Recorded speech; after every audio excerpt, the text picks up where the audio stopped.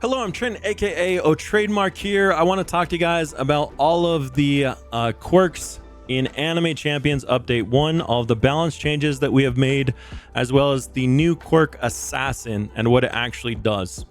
So in the background here, we're just rolling on an Itadori, Godly Itadori, to see if we can get anything. But in the meantime, we're going to just go ahead and cover each quirk one by one. So I see a lot of misconceptions about what we've actually done with the quirks here. For the most part, every quirk has actually received a buff, but in order to add some of the buffing components, we had to lower other aspects of that. So let me give you an example.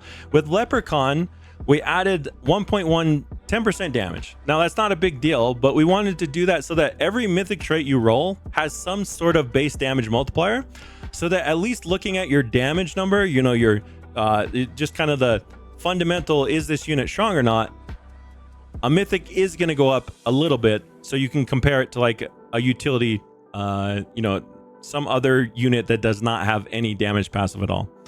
We also increased the attack speed, or excuse me, when we added the damage, we decreased the attack speed just a bit, I think from 2.25 down to 2x. The move speed, 2.25 to 2x. Everything else stays, I believe, the same. 1.2 luck, 1.35 yen, 0.6 size.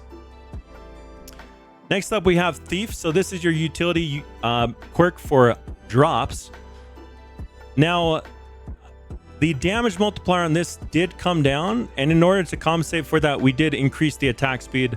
The reason why we did this is to kind of make Leprechaun and Thief have a similar feel of, like, you're never going to really be using Leprechaun and Thief together, or probably not, because Leprechaun is really like your lucky opening team.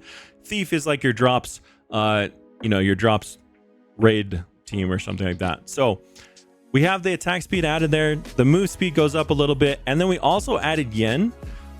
We felt like Thief and Leprechaun both have tie-ins to coins, right? Like a Thief is stealing, a Leprechaun, you know, has the pot of gold. So they're both adding yen, but Leprechaun is focused on luck. Thief is focused on drops. The values stay the same there. So these are just kind of like the two primary utility passives, right? All right, let's talk about Sniper. A lot of people think this got nerfed. It actually got a really big buff, and it's important to talk about how this works. So first off, we lowered the crit chance from 75% to 60%. We'll talk about why that is here in just a second. But we also lowered the damage multiplier, I think, from 1.25 to 1.2. And the whole reason that we actually did this was to add a crit damage multiplier at the end, so you get stronger crits. And we nerfed all of the crit chance on the other mythics, so that we felt like previously it was too easy to get to 100% crit chance. For example, if you rolled Black Hole, which give you 50% crit chance, there's no reason to run Sniper previously, because you would just get up to 125%. Like, you would have excess crit chance.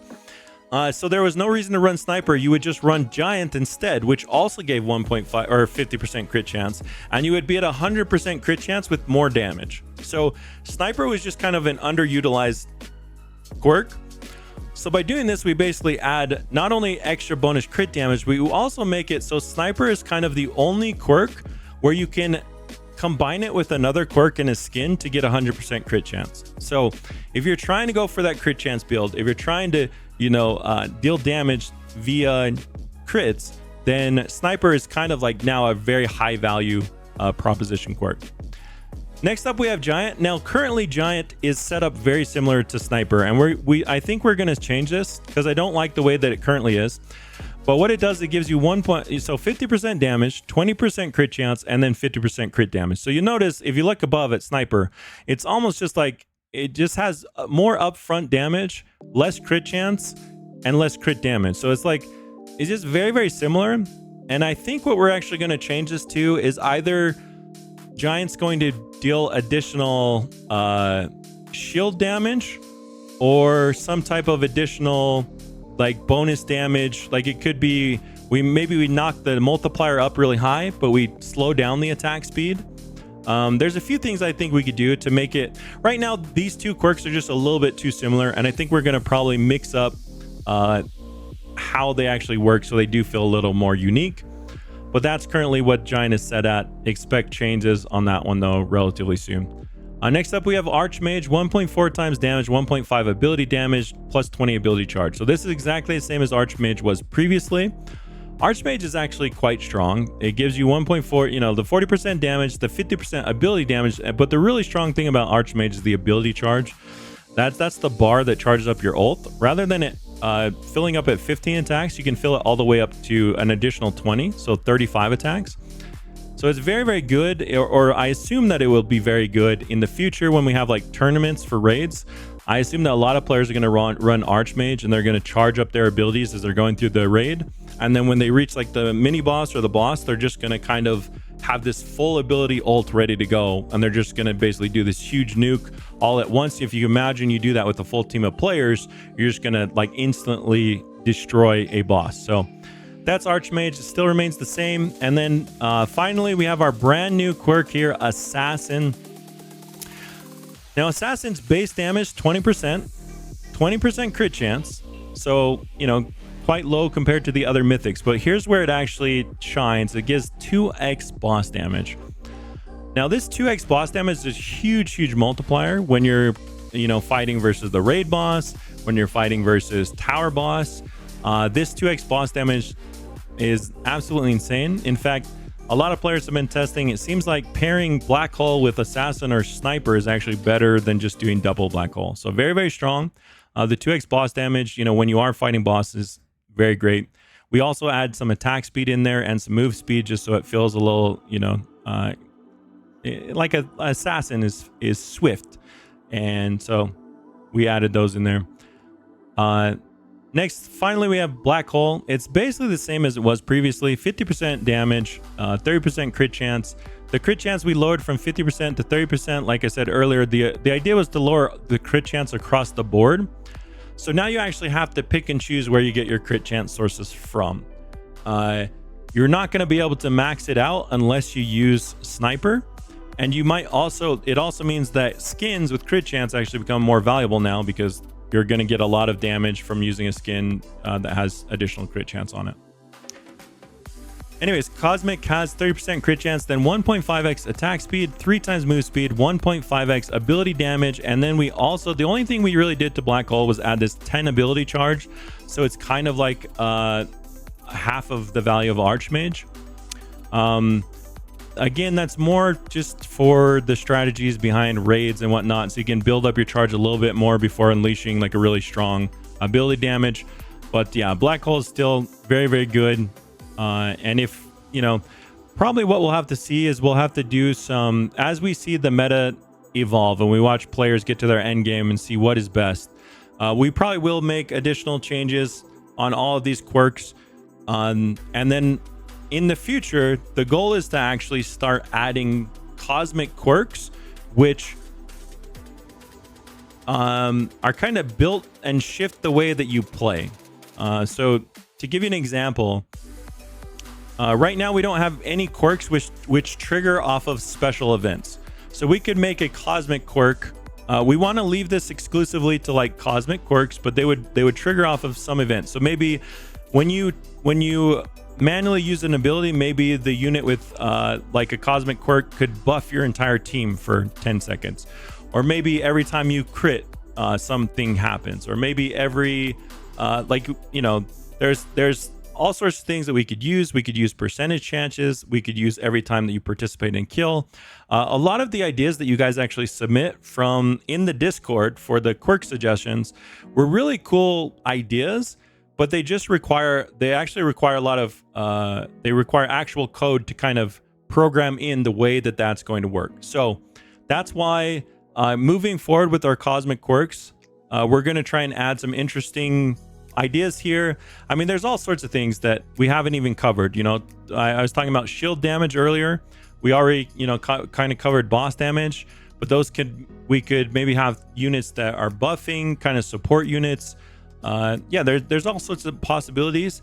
The thing is, it's just going to require more time to implement a quirk like that. So we started off with just the basic stat modifier quirks, and we'll kind of evolve our line of quirks as we go. The last thing I want to talk about is I've had the most common question I've had today is basically twofold. One, is it intentional that you can roll double black hole? And then 2, is it possible to roll double leprechaun or double thief? So when the update launched, Daireb had implemented a change which he was trying to make it so you could roll like lucky 3 and lucky 2 at the same time. And then whatever happened, he basically made it so you could roll kind of any quirk double of the same.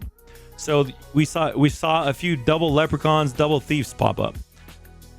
Now, that was not intentional, and we still haven't decided what we're actually going to do about that, because there's players out there, I believe that's been fixed, but there's players out there that do have double leprechaun, double thief.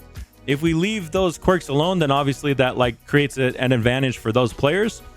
If we take them away, that also feels bad. So we, like we're trying to come up with some sort of solution that we can have where, it's fair to both, everyone in the game.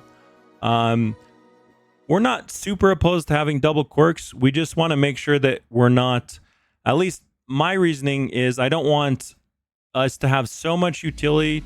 I feel like double giant, double archmage, like double DPS passives are a lot less concerning to me than double utility passives.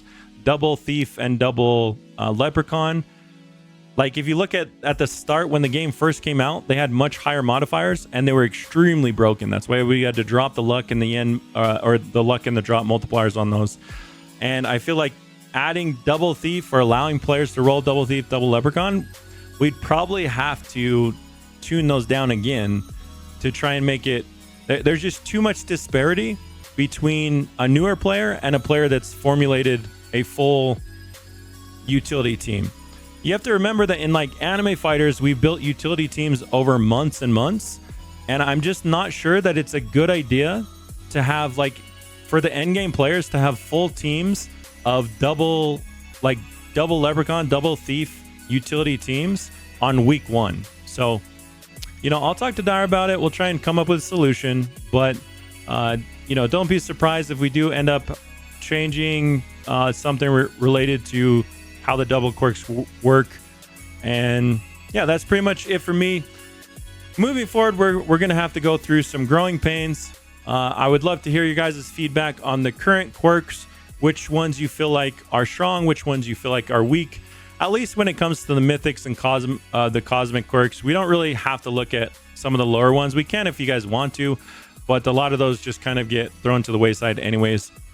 So feel free to leave a comment or go to the Discord, post in the suggestions there, or just give some feedback. You can also just stop by the stream and give some feedback about the current state of the game. But that is that, and I look forward to... I just want to say thank you guys. Thank you so much for the support this week. An amazing 100,000 current players. That's incredible. And that's it for me. Malo Albito. Thanks for watching. Peace. I'm out of here.